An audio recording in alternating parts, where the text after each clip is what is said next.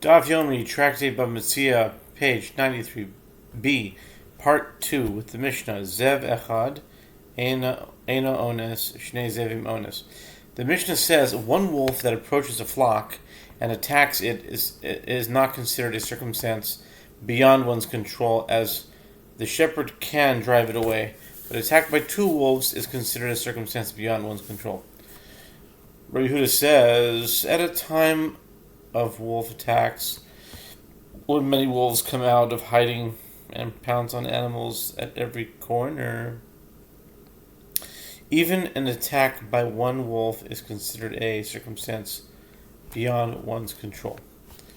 An attack by two dogs is not considered a circumstance beyond one's control.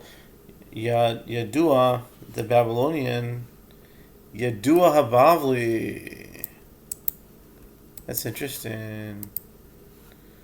Yodua Habavli. Wow.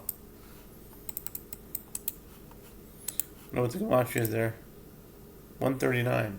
Yodua Habavli.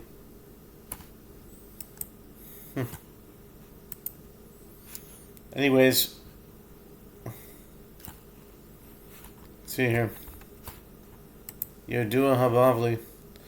Yodua Habavli. Yodua the Babylonian says in the name of Reb Meir, if the two dogs came and attacked from one direction, it is not considered a circumstance beyond one's control.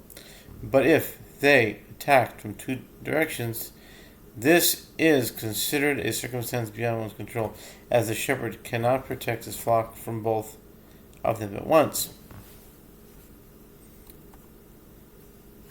If bandits came, this is considered a circumstance beyond one's control.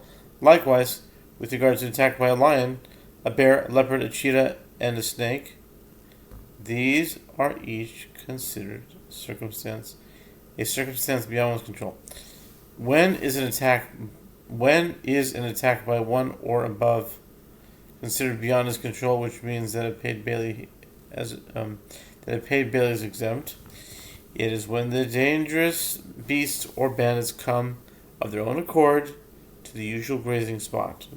But if the shepherd led his flock to a place of groups or of beasts or bandits, this is not considered a circumstance beyond his control, as he is at fault. Okay. If the animal died in its normal manner, this is considered a circumstance beyond one's control. If you afflicted it by overworking it or by negligent treatment and it died, this is not considered a circumstance beyond one's control. If the animal attended to the top of a cliff and fell down and died, this is considered a circumstance beyond one's control. If the shepherd himself brought it up to the top of the mountain and a cliff and it fell down and died, this is not considered a circumstance beyond one's control. Okay. Gemara.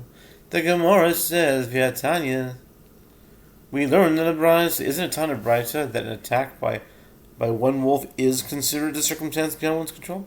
Rav Nachman bar Yitzchak said that Brisa is speaking of a time of wolf attacks, and it is the opinion of Rabbi Yehuda in the Mishnah. Halistim, the Mishnah teaches that if bandits came, this is considered a circumstance beyond one's control. The Gemara asks why. Let one man stand against another man. The shepherd should defend his flock and fight the bandit, as that is what he was hired to do. Rav said the Mishnah is referring to armed bandits against whom the shepherd cannot reasonably defend the flock. Okay? A dilemma was raised before the sages. In the case involved an armed bandit and an armed shepherd, what is the halacha? Do we say that one man stand and fight against the other man, or perhaps this man is willing to take the risk of his life, and that shepherd is not prepared to risk his life?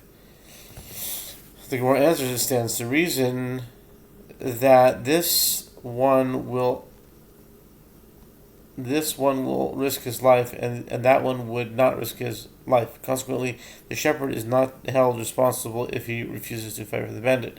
Abaya and Rava, what is the halacha if a shepherd found as known as a thief and said to him, "You can dirty thief, died in such and such a place.